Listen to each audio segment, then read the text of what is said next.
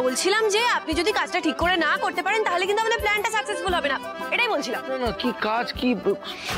আমি বলছিলাম যে এক সেকেন্ড এই ল্যাপটপ নিয়ে আপনি কি করছিলেন? না না কিছু না, এমনি এমনি কিছু না, ক্যাজুয়ালি এই যে আমাদের যে পার্টিটা হবে সেই প্ল্যানিংটাই আমরা করছিলাম, ওই নিয়ে কথা হচ্ছিল।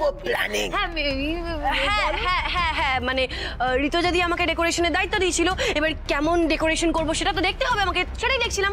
আচ্ছা ঠিক আছে একটু এক্সকিউজ মি, একটু এদিকে আসুন তো। কি আছে?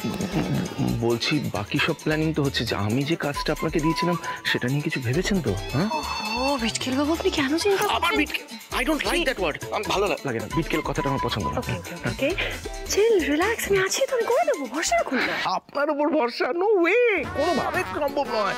আপনি শুধু মারিতম জগৎ হচ্ছে মুখেই মারিতম।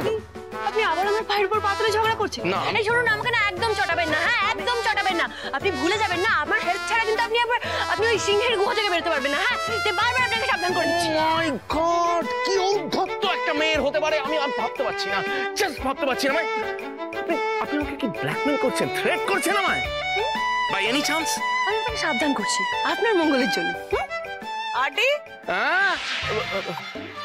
ওই যে আপনার ডাক পড়েছে, আপনার বউ যান শপিং করে ফিরেছে, যান। বিটকেল নয় আমি। ডালি, আমাদের সময় কিন্তু ফুরিয়ে আসছে, আমাদের একসাথে অনেক কাজ সামলাতে হবে। জানি সৌমেনদা, আর আমি সবটার জন্য প্রস্তুত। তাই এবার শুরু হবে আসল যুদ্ধ।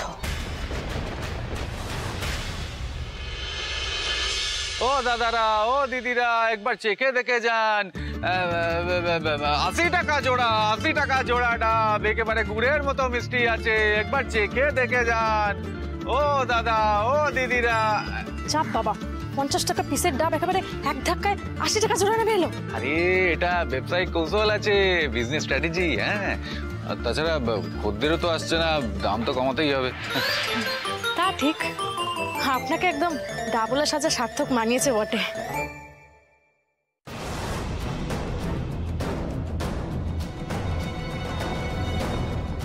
Officer check madam. Constable Haripada, checkpost 2 check madam. Check madam.